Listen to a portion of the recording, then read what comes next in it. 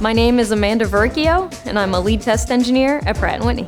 I was always the kind of kid that you would catch out on a summer night, kind of lying in the grass looking up at the stars. I went to a all-female high school. They didn't have those shop, hands-on, really techie classes, which, was fine, but it wasn't where things are now, where everybody's got science and technology courses. So when I had talked to some people and decided maybe I wanted to become an engineer, I remember my guidance counselor looking at me and saying, "Are you sure you don't want to do like teaching or nursing?" I was one of just 16 students in mechanical engineering to start, and I was the only female from day one.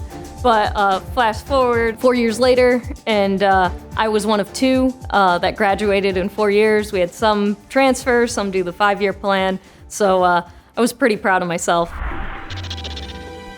I went from a all-girls high school to a 7-to-1 male-to-female ratio college, and when I hired in at Pratt, I was quite often one of the few females in the room, and usually one of the youngest by like 20 years.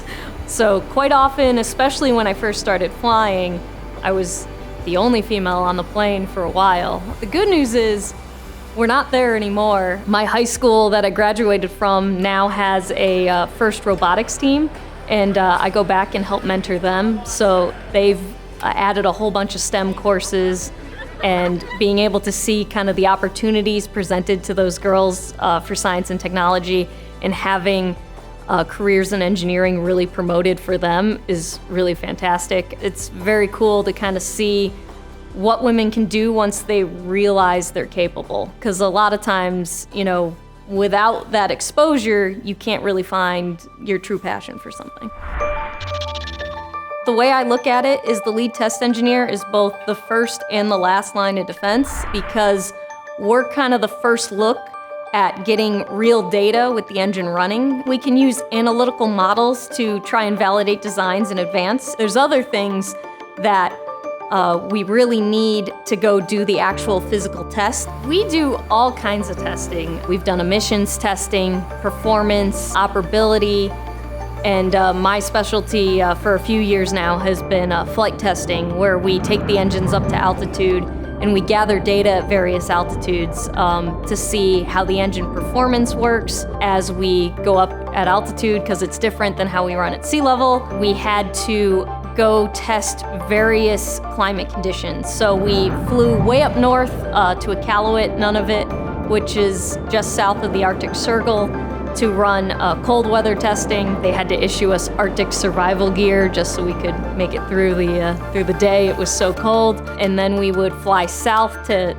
Yuma, Arizona to do hot weather testing. We felt like we were real life storm chasers, because we'd go into our briefing and we would get on a call with a weather specialist who was based out in Colorado, and he would tell us where the best clouds were, the ones with the cauliflower tops that had the best liquid water content, and we would hop in the plane and we would go wherever we needed to go in North America to find those perfect clouds to get that data. I'll never look at clouds the same way again after that.